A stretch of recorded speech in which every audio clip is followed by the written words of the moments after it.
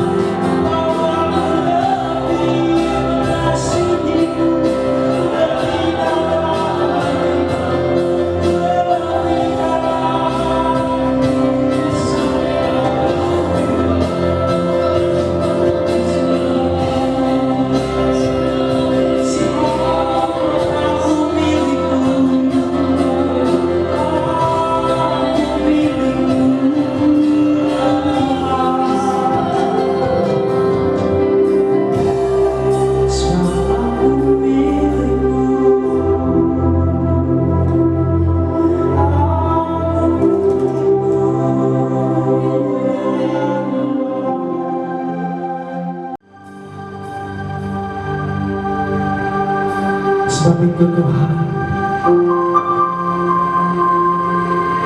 Ajari kami hanya mengagumi-Mu, lebih dari kami mengasihi siapapun di dunia ini. Ajari kami lebih mengasihi-Mu Tuhan, lebih dari siapapun dan apapun yang ada di dunia ini.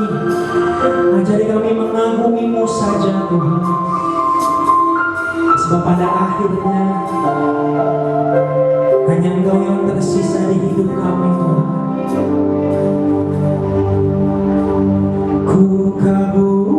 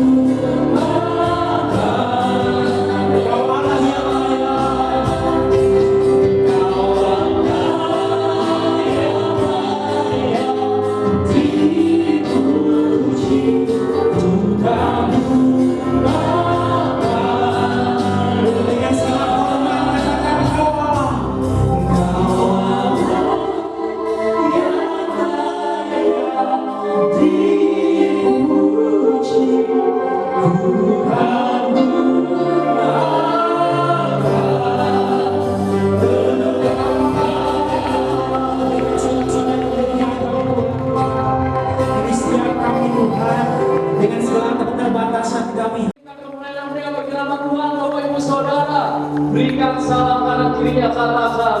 Tuhan kita hebat, haleluya.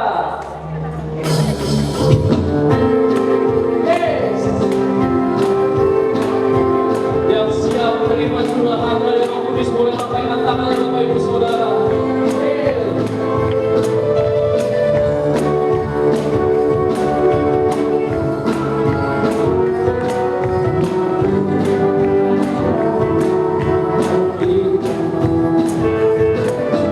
Roh Kudus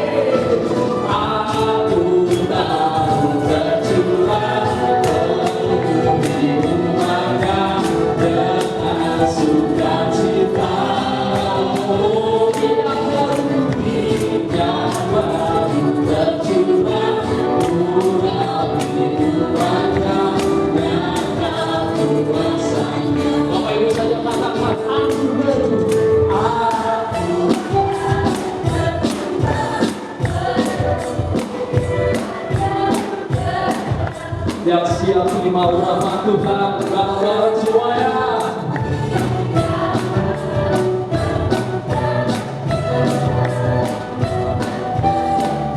Dan sama-sama katakan kita, aku baru berjuang. Aku baru berjuang menuju kemenangan dengan sukacita.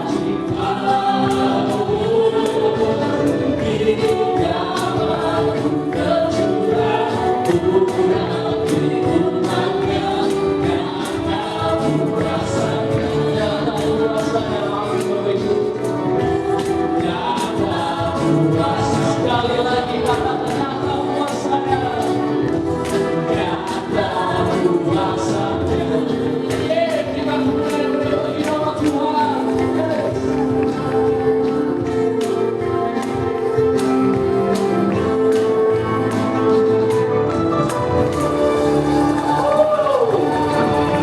Mari sama-sama percaya bahwa hari ini adalah hari yang terbaik buat apa yang akan terjadi. Hidupku ada di tanganmu, kau beri rencana, tak hanya yang baik saja yang ku terima. Walau ku bilang jiwaku ucapku tak rohmu yang memberikan hidup. Mari nyatakan janjimu di hadapannya. Akan ku salib atas sisanya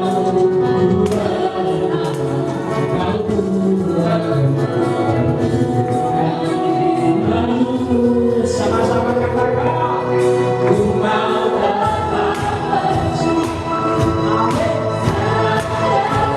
Boleh bersama tamborin, sama-sama temukan. Kehendak amin.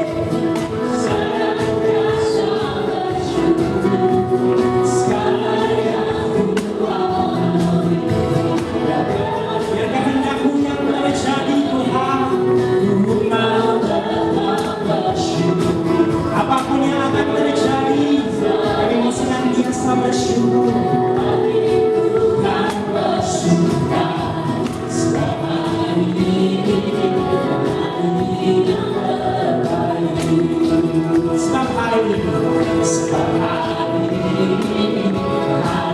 ini dengan penuh sukacita katakan hari ini hari yang terbaik. Hari yang terbaik. Berikan tepuk tangan untuk Tuhan kita. Haleluya. Bapak Ibu saya kita berduduk kembali.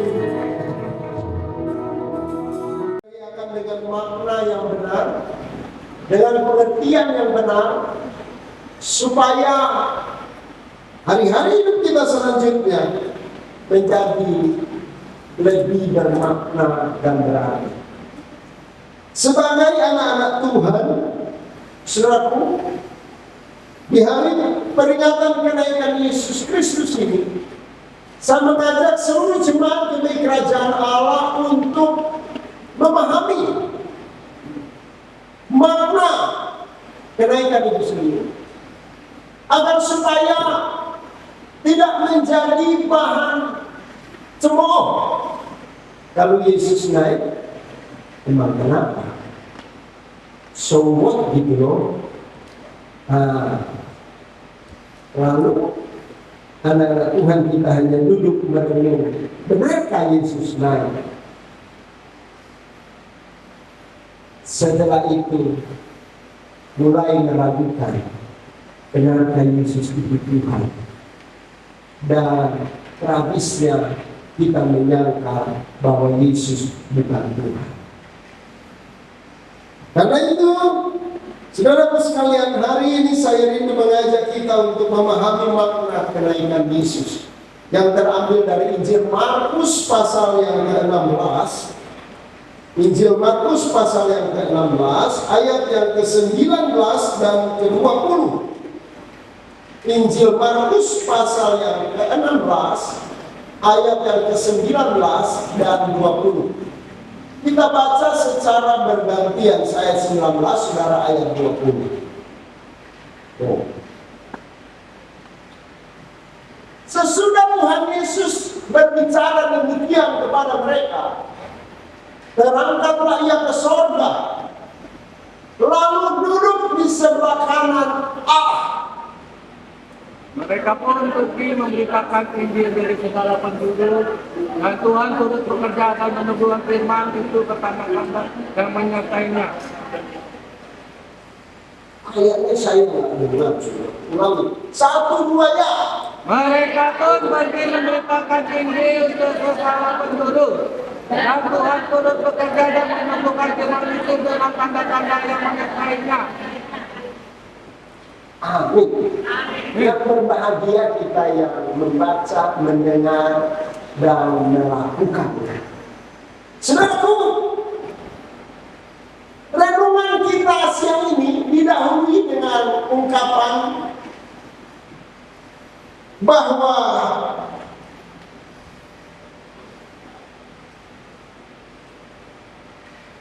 sesudah Tuhan Yesus berbicara demikian kepada mereka. Berbicara apa sih? Yesus membicarakan apa?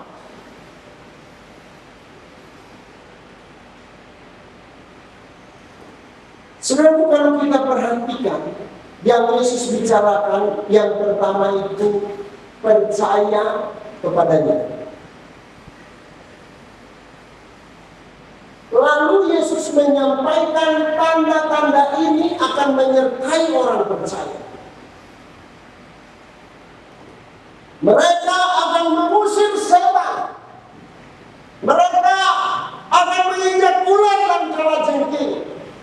Mereka akan memegang ular. Dan sekalipun mereka meminum racun maut, mereka tidak akan celaka. Mereka akan menumpankan tangan apa orang sakit dan orang itu akan sembuh. Barulah muncul ungkapan ayat 19. Sesudah berkata demikian, ayat 19, sesudah berkata demikian. Sesudah Tuhan berkata demikian, terangkatlah ia ke surga. dan duduk di sebelah kanan. Sebelah kanan bukan berarti ini Allah lalu Yesus sebelah kanan. No. Sebelah kanan itu dalam filosofi Yahudi dan Yunani itu tempat utama sebagai pemegang kekuasaan.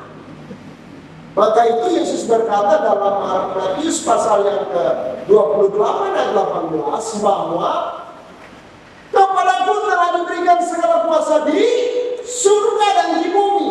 Dia menjadi yang terutama. Dalam rujukan iman yang lain dikatakan bahwa Yesus menjadi yang terutama, terkemuka di surga dan di akhirat. Hei jemaah, katakan Amin.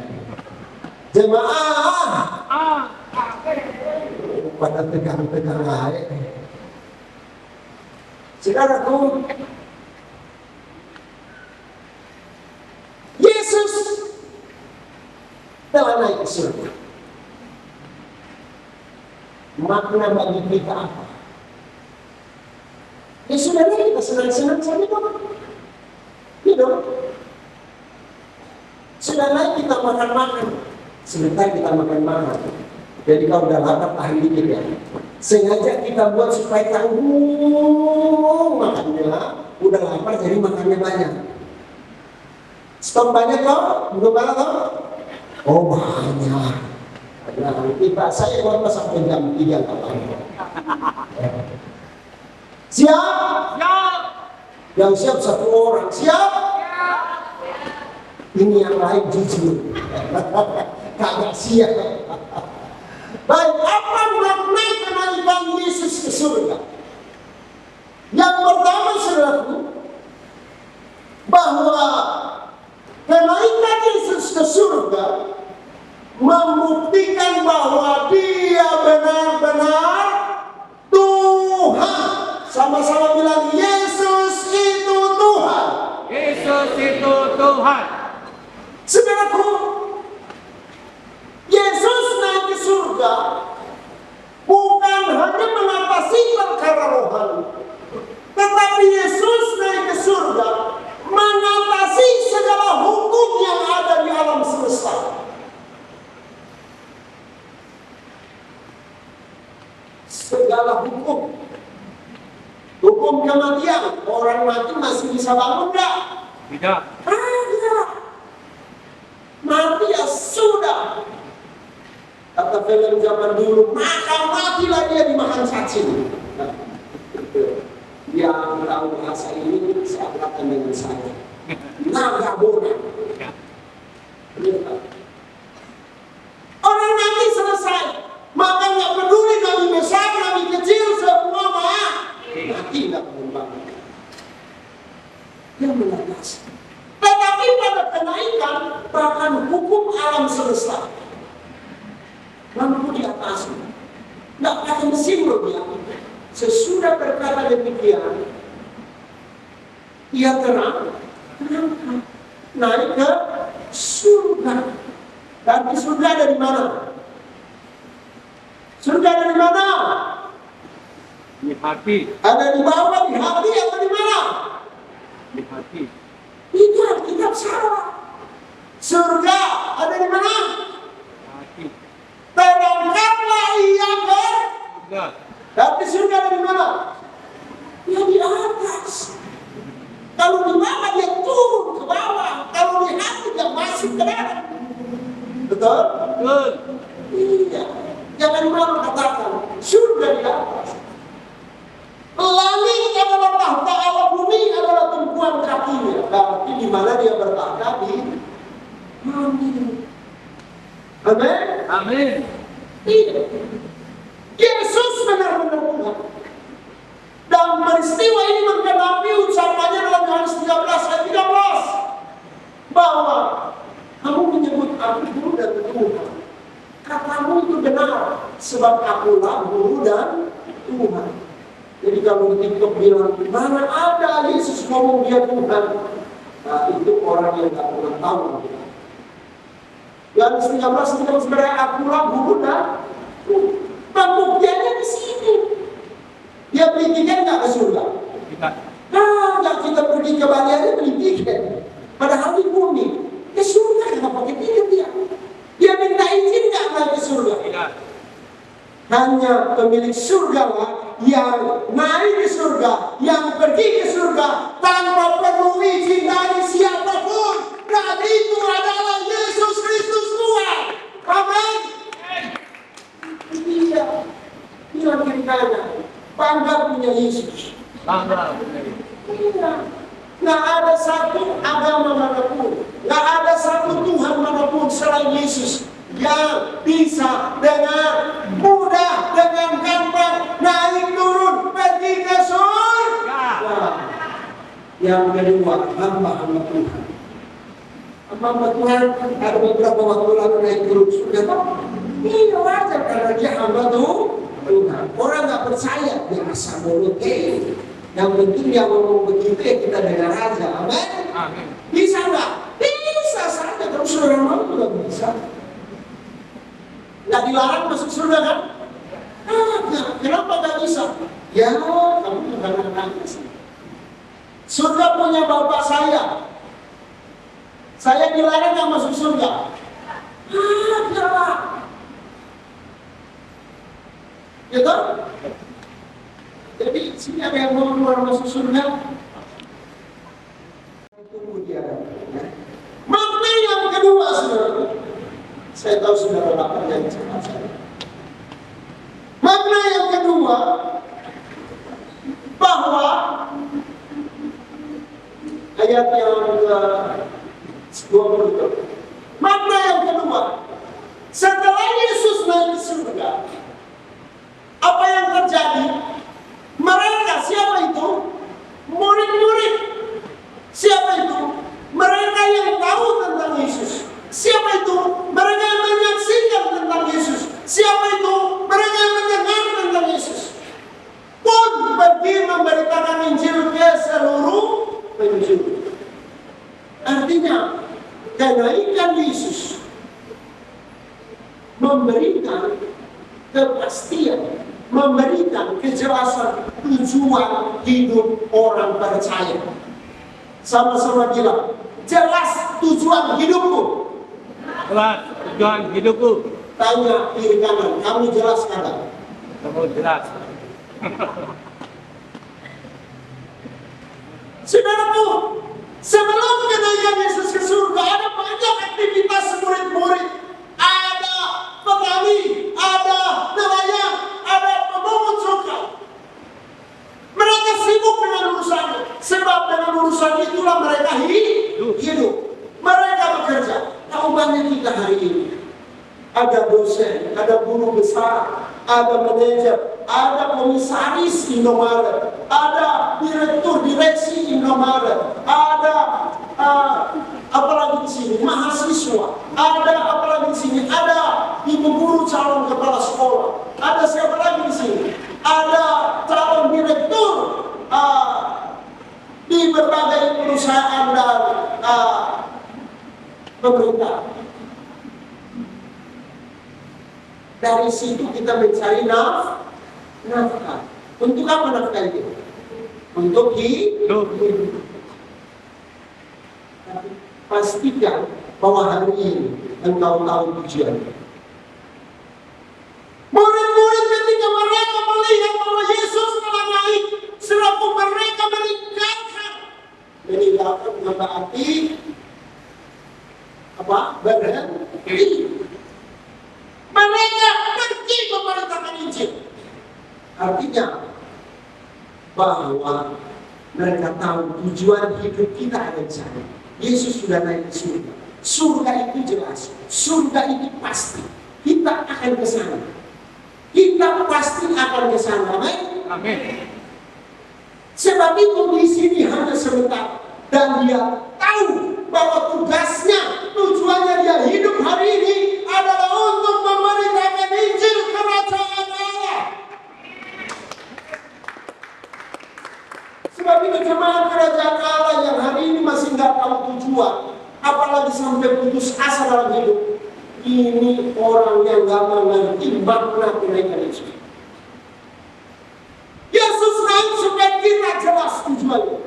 Pekerjaan kita, studi kita, profesi kita, ibu rumah tangga, bapak rumah tangga yang pengangguran, apapun itu bentuknya, order yang kadang datang kadang nggak partai, semua itu hanya sarana untuk satu tujuan pekerjaan kita, yaitu memberitakan Injil. Nah, mentang-mentang sudah jadi direksi di satu perusahaan, sudah duduk dengan duduk manis pemberitaan Injil, bukan urusan saya. No. Tugas kita pemberitaan Injil. Itu sebabnya Paulus berkata, terkutuklah aku jika aku tidak memberitakan Injil. Semua siap memberitakan Injil? Hari ini pelan. Kerajaan Allah. Buka kita. Yes. Itu harus diberitakan. Sebab namanya Injil Kerajaan Allah. Bahwa yang namanya kebenaran, yang namanya damai sejahtera, yang namanya sukacita, itu ada di Kerajaan Allah. Dan Kerajaan Allah itu, Rajanya Tuhannya adalah Yesus Kristus yang telah naik ke surga.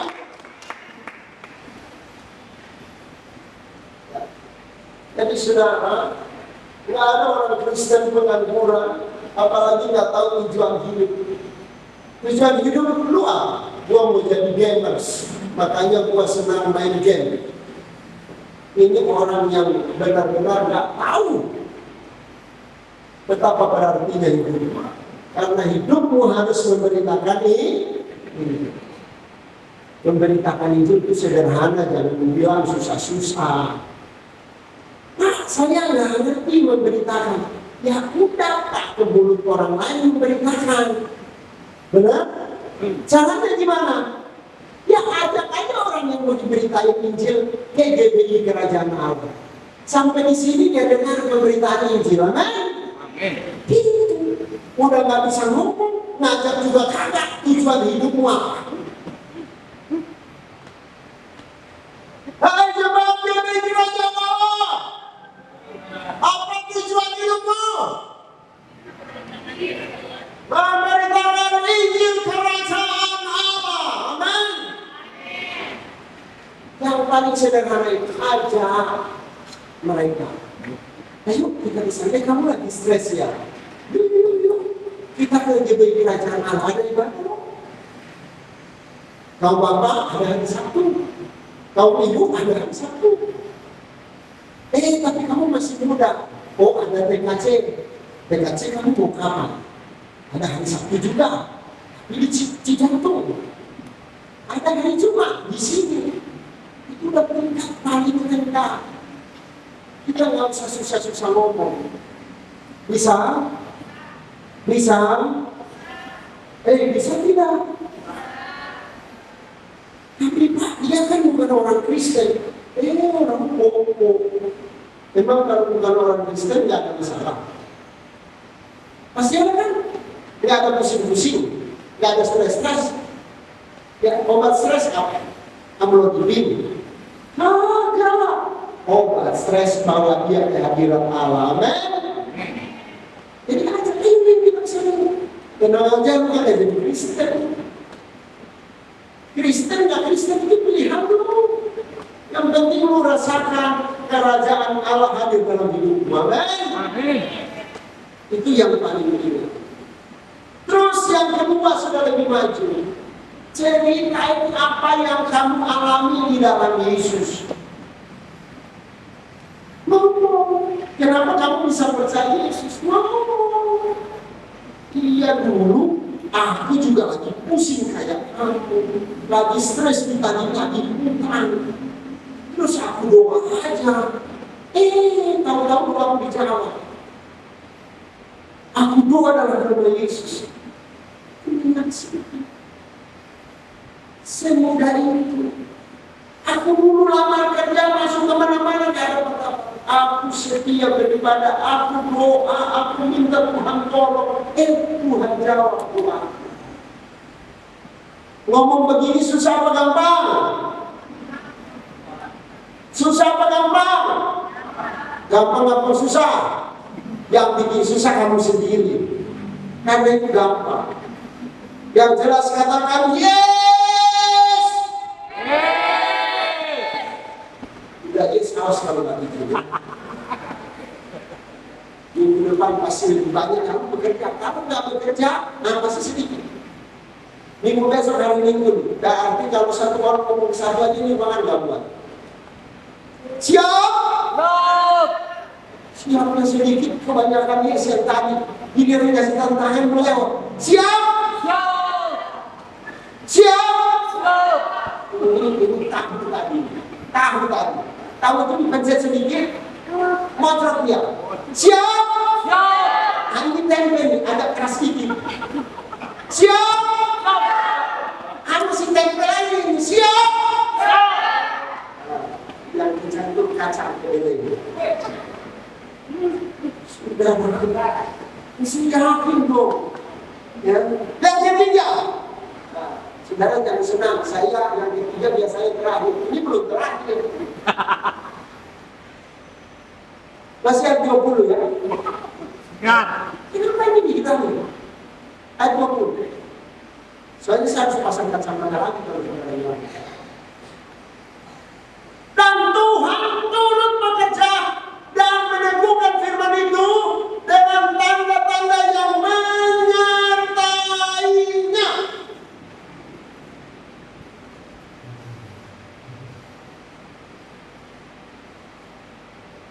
Artinya apa saudara? Bahwa Tuhan membuktikan bahwa Tuhan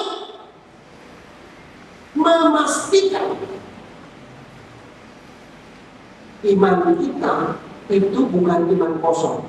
Tanda-tanda menyertai iman kita.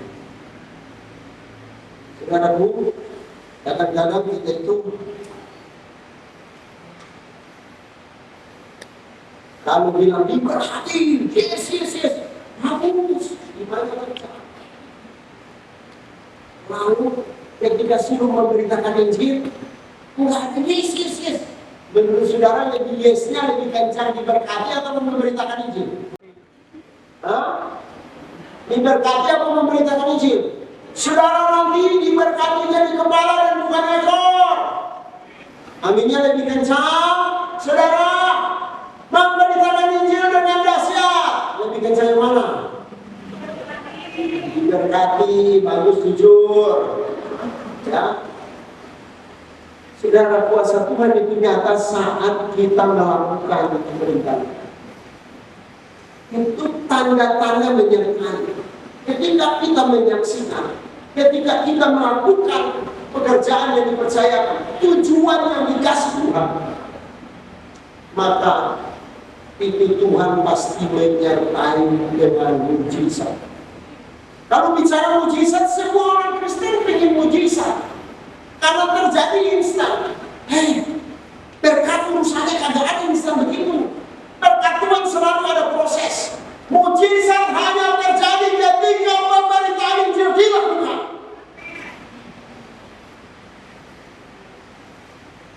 Ingat baik, kalau kita nggak memberitakan Injil, berharap mungkin. Kalau pekerjaanmu hanya engkau orientasikan untuk menghidupi dirimu, jangan berharap mujizat. Tapi kalau pekerjaanmu engkau orientasikan Tuhan melalui pekerjaan ini, aku akan memberitakan Injil. Melalui pekerjaan ini, aku akan melakukan pemberitaan Injil. Caranya gimana? Lewat teman-teman sekerja. Oh, tapi nanti aku dipandang aja. Oh, nggak apa-apa. Di situ masih proses, nggak apa-apa, jangan terlalu. Melalui hasil yang kita dapat, kita bisa support apa itu? Orang supaya bisa mengenal Tuhan. Apa itu? Maka saya itu kenapa? Saya paling gampang tersentuh kalau orang mau ke gereja tapi nggak punya ongkos. Ini orang mau cari beritain Injil, mau cari kerajaan Allah. Kok saya kasih support? Nggak ada cerita. Mau nggak ada juga jadi apa? Karena memang untuk itu kita punya tujuan hidup, membawa orang kepada kerajaan Allah.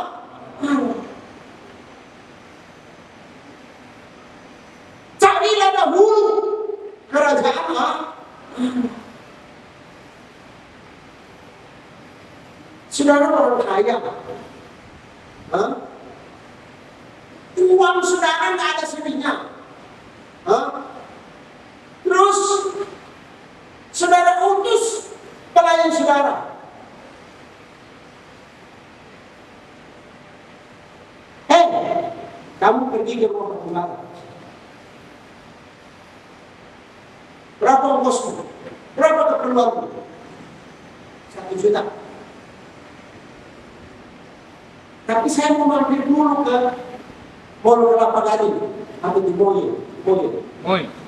Ya, apa itu? Moy itu Mall of Indonesia. Mall Kelapa Gading.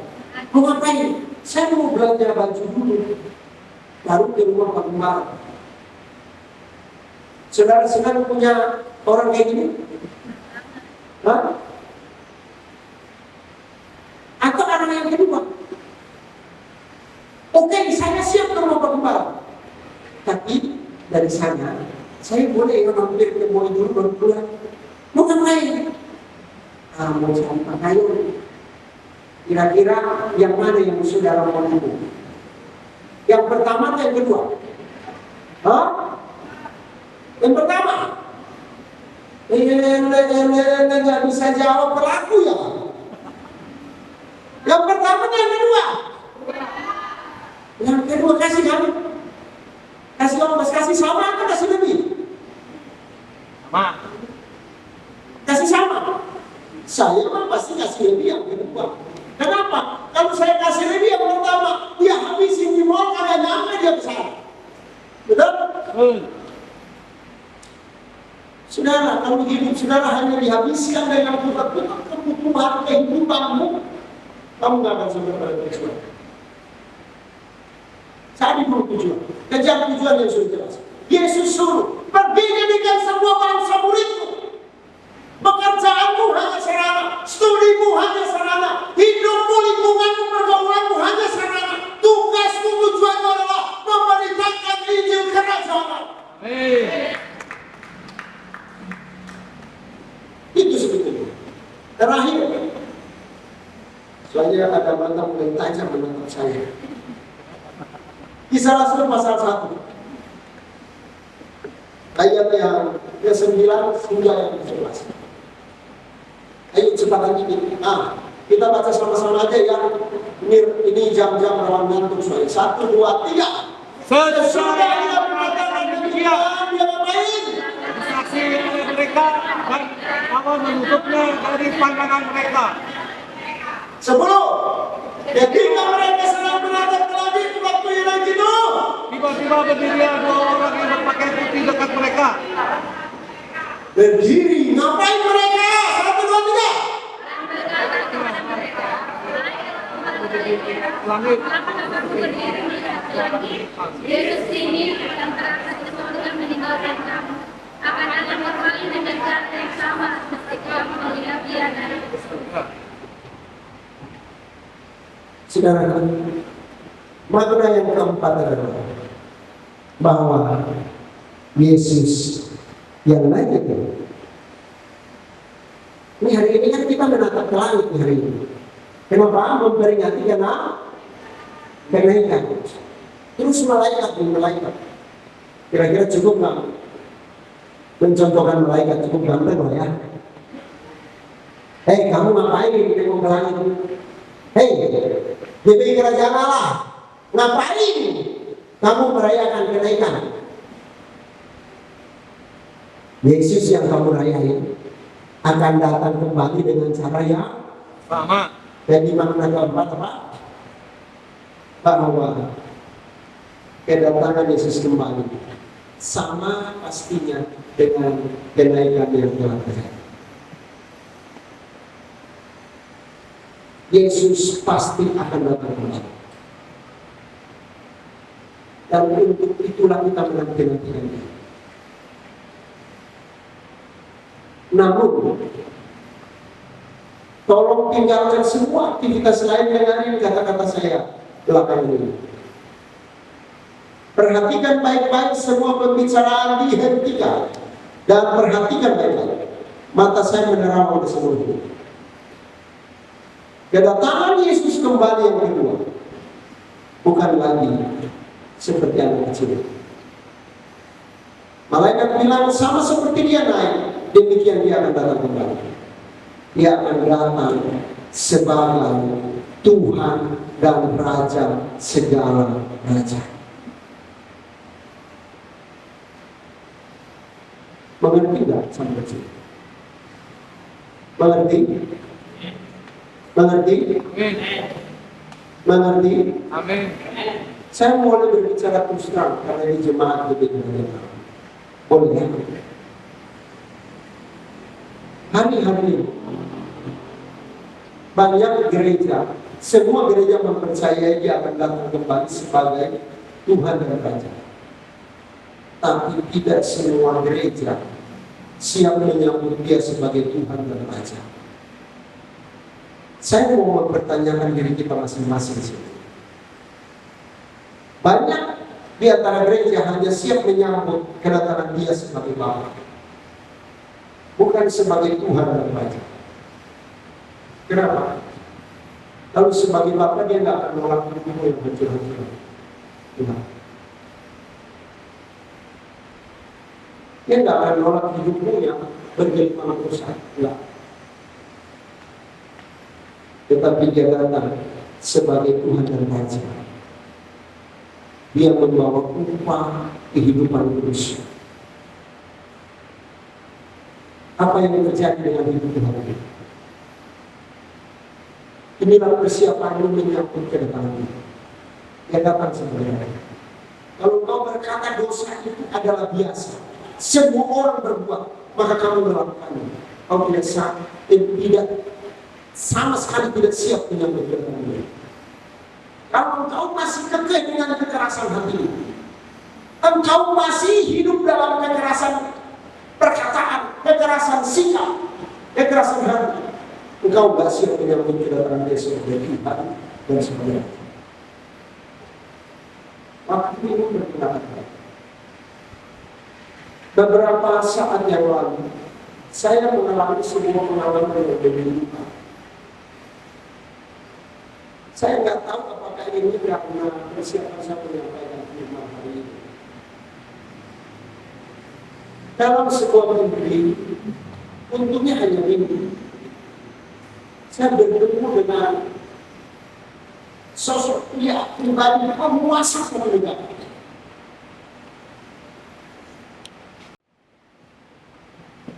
Saya nggak bisa ngomong apa-apa tentang pekerjaan saya. Karena di hati saya menyatakan bahwa Dia tahu segala sesuatu. Saya nggak bisa ngomong. Yang ada hanya kehancuran kepiluan hati. Dan saat itu saya merasakan bahwa pekerjaan saya itu tidak ada artinya. Betapa hidup. Maka itu dari saya begitu menangis dalam ujian kehidupan. Ketika Dia datang kembali, apakah hidup seperti ini yang kita mau sembah? Saya nggak bisa ngomong, saya terima kasih kan yang sudah bekerja, sudah punya perintisan begini. Nah, ada semua pekerjaan berantakan nggak jelas.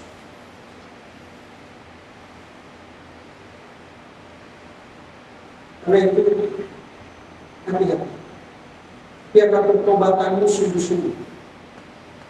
Karena pada saat engkau berjumpa dengan muka dengan Dia, tidak ada lagi kompromi, tidak ada lagi waktu menyesal, tidak ada lagi saat-saat engkau diberi kesempatan berikut. Karena itu sebagai gembala saya menasihatkan, persiapkan dirimu untuk menyambut kedatangan. Namamu kerajaan Allah, gerejamu GBI kerajaan Allah. Artinya kamu telah menanti raja dari kerajaan itu datang. Kalau raja itu datang, apakah begini pelayanan? Para rakyat, kamu jangan dulu merasa hebat kan? Sehingga sebab persiapanmu di luar mimbar ini itu yang Tuhan lihat.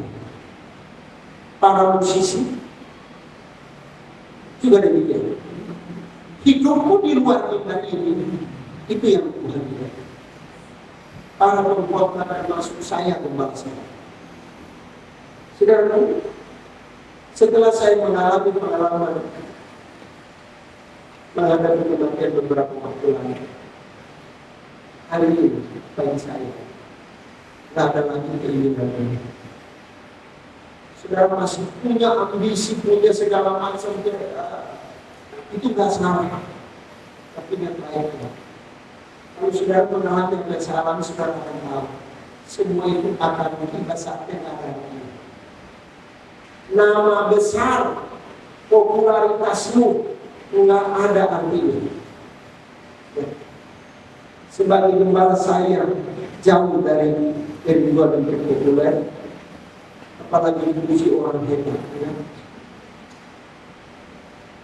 Saya hanya mau Tuhan biar Engkau temukan aku berkenan. Itu masih banyak kurang. Maka jemaat masih banyak komplain. Nah kalau jemaat aja bisa lihat, apa lagi tuh? Ini kita barangin diri kita ya. Kita sambut dia. Bukti kita siap menyambut seperti 5 gadis bijaksana. Itu kita setiap hari mengintrospeksi. Kalau saya Tuhan datang hari ini, apakah saya siap? Karena kedatangan dia. Kekayaan materi uang nggak ada artinya lagi. Nggak ada. Maka saya mau bilang, asal ada makanan, pakaian, cukup. Hari ini ada makanan kita kan? Amin. Maka cukup. Lebihnya apa? Introspeksi kesiapan kita. Apa yang kamu kerjakan hari ini? Apakah itu tujuan Tuhan atau tujuanmu sendiri? Apa yang menyita waktumu paling banyak? Apakah tujuan Tuhan atau tujuanmu sendiri? Bagaimana keadaan dirimu hanya kau yang Tuhan? Nah, siapkan dirimu karena kedatangan Tuhan itu sama pastinya dengan kenaikannya yang telah terjadi. Ambil dua firman Tuhan.